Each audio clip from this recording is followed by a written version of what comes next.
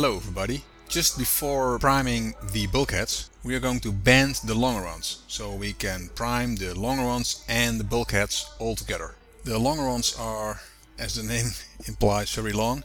They are all the way from the firewall down to the empennage, and they are going all through the plane. They are so long that they are not part of the fuselage kit, although they belong to the fuselage. They are actually in the wing kit because it's the only kit which is so long that it can fit the longerons. And they need to be bent, which is a little scary because these are very thick aluminum angles, and according to the manuals you have to bend them by whacking them with a hammer while they're in a vise.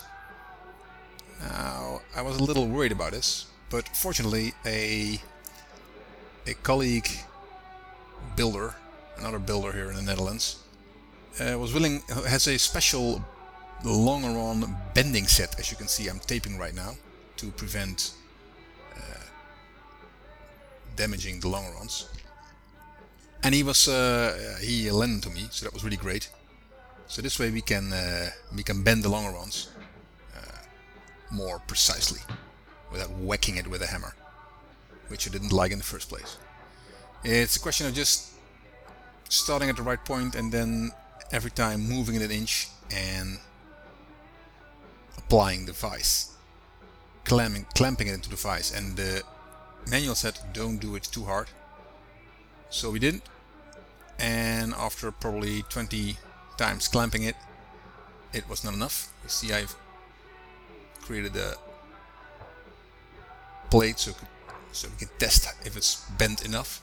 It wasn't, so I had to do it again because I was afraid that I would over bend it. And this way, yeah, I'm sure that I don't screw it up. Again, a little bit more, so that was good. So it was almost good enough. Third time did the trick. And it was bent enough, so that's good. Yeah, there is also a piece of aluminum that is attached to the longerons later, so you can also use that as a guide to see if you're bent the lem enough. Now the other one, on the other side, you have to be careful there because it actually goes the other way around. So if you make two identical longerons, you're screwed. Yeah, so be careful there. Of course you have to measure it differently also. This I think we did it twice because we used a little bit more force in the vise. And yeah, so I think with twice bending it, it was good enough. Yeah. Oh, apparently a third time even. Just a part, yeah. So we did it good enough, but just on one part we had it needed something more.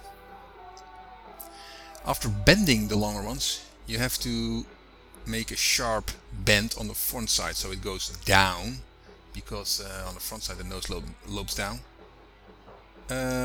You cannot use the bending die set for that because that it wasn't meant for that. It was only meant for the bend, just let's say the very shallow bend. So here I used some wood and in the vise, and then actually whacking it with a hammer, which I don't like. But so I manually pushed it down, and while my dad was whacking it with a hammer, and keep on measuring if we don't overstress it. So I was afraid that this would bend one of the flanges of the longeron, but it actually went quite well. So we're constantly... Oh yeah, the third one is not only going down, but you also have to twist it. So you have to twist it inside. And again, we did this very careful because I was afraid again to overstretching it. And I used some wood again to have a good arm on it. Okay, Now we have to do the same on the other side. Oh, trying to make a piece of measuring to see if the angle was correct, which it was. So that's good. Now I have to do the same with the other already bent longeron. So it also has to be cut down.